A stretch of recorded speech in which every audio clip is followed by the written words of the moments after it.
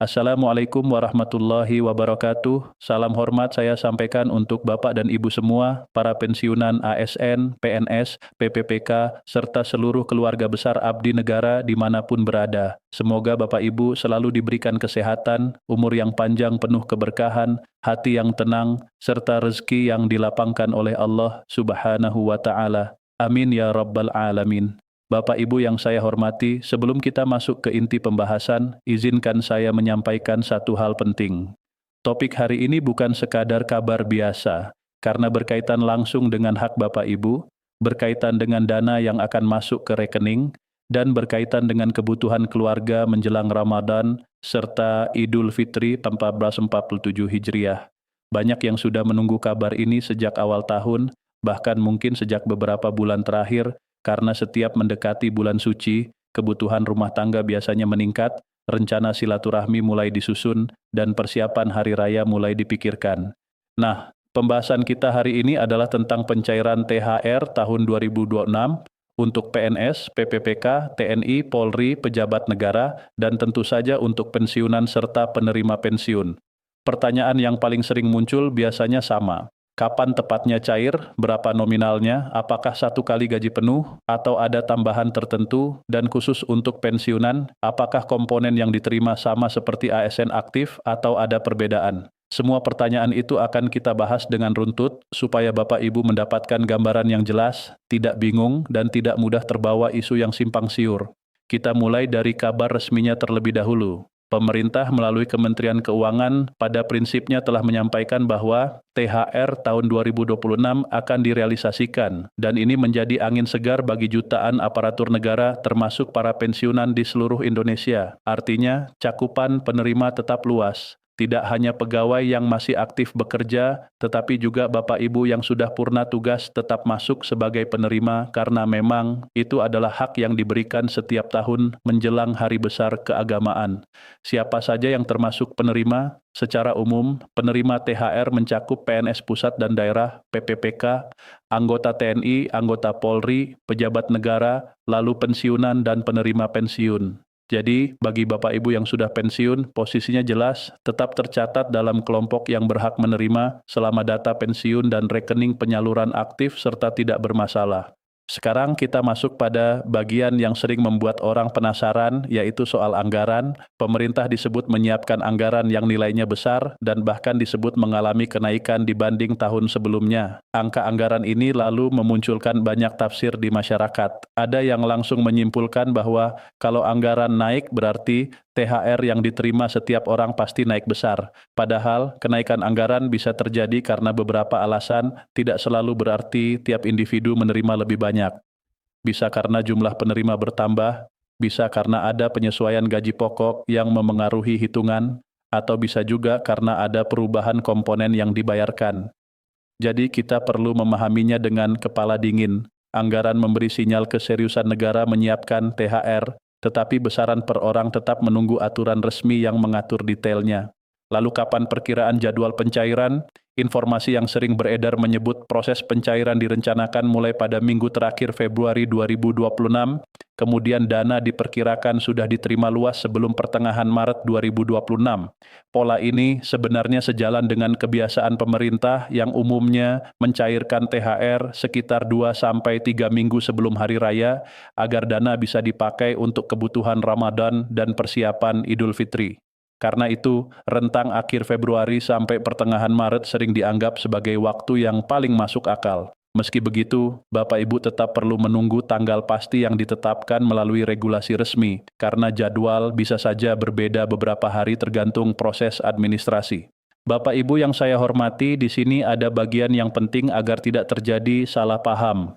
Walaupun sama-sama menerima THR, komponen THR antara ASN aktif dan pensiunan biasanya berbeda. Untuk ASN aktif, THR umumnya terdiri dari gaji pokok ditambah tunjangan yang melekat, seperti tunjangan keluarga, tunjangan pangan, dan tunjangan jabatan atau tunjangan umum. Dalam beberapa kebijakan pada tahun-tahun tertentu, tunjangan kinerja juga dapat ikut dibayarkan sesuai ketentuan yang berlaku saat itu, bisa penuh atau persentase tertentu. Namun untuk pensiunan, komponen THR biasanya lebih sederhana karena statusnya sudah purna tugas. Umumnya yang diterima adalah 1 kali pensiun pokok ditambah tunjangan yang melekat pada pensiun tersebut. Sementara tunjangan kinerja dan tunjangan jabatan pada umumnya tidak lagi masuk perhitungan, karena tunjangan-tunjangan itu memang berkaitan dengan aktivitas kerja dan jabatan yang sedang dijalankan.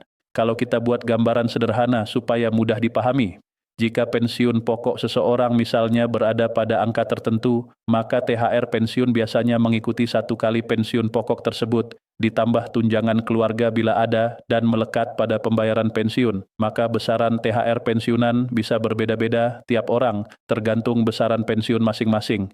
Karena itu, jangan kaget kalau ada teman sesama pensiunan menerima jumlah yang tidak persis sama, sebab hitungannya memang mengikuti data pensiun yang berbeda. Kemudian banyak yang membandingkan dengan THR karyawan swasta. Secara aturan, THR swasta biasanya diwajibkan dibayar paling lambat 7 hari sebelum hari raya, dan ini dibebankan pada perusahaan masing-masing. Sementara THR untuk aparatur negara bersumber dari anggaran negara sehingga mekanismenya berbeda dan waktunya pun mengikuti kebijakan pemerintah. Jadi perbandingan boleh saja sebagai gambaran, tetapi acuannya tetap berbeda. Sekarang kita masuk ke pertanyaan yang paling sering muncul. Apakah THR 2026 ini 1 kali gaji penuh atau ada tambahan? Untuk menjawabnya, kita perlu menunggu peraturan pemerintah yang biasanya terbit menjelang waktu pencairan. Selama aturan itu belum keluar, informasi yang beredar baru sebatas perkiraan berdasarkan pola tahun-tahun sebelumnya. Pola yang paling umum dan paling stabil adalah skema 1 kali gaji atau 1 kali pensiun pokok, ditambah tunjangan yang melekat sesuai kelompok penerima. Kemungkinan THR menjadi lebih dari 1 kali gaji pada umumnya kecil, kecuali ada kebijakan khusus yang memang secara tegas menyebut adanya tambahan ekstra. Jadi agar tidak membangun harapan yang terlalu tinggi, lebih aman kita berpegang pada pola yang paling sering terjadi sambil menunggu pengumuman resmi. Lalu bagaimana mekanisme pencairan untuk pensiunan? Biasanya, pencairan THR pensiunan dilakukan melalui bank penyalur yang sama dengan bank tempat pencairan pensiun bulanan. Artinya, Bapak Ibu tidak perlu mendaftar ulang, tidak perlu mengajukan permohonan, dan tidak perlu datang ke instansi tertentu hanya untuk mengurus THR.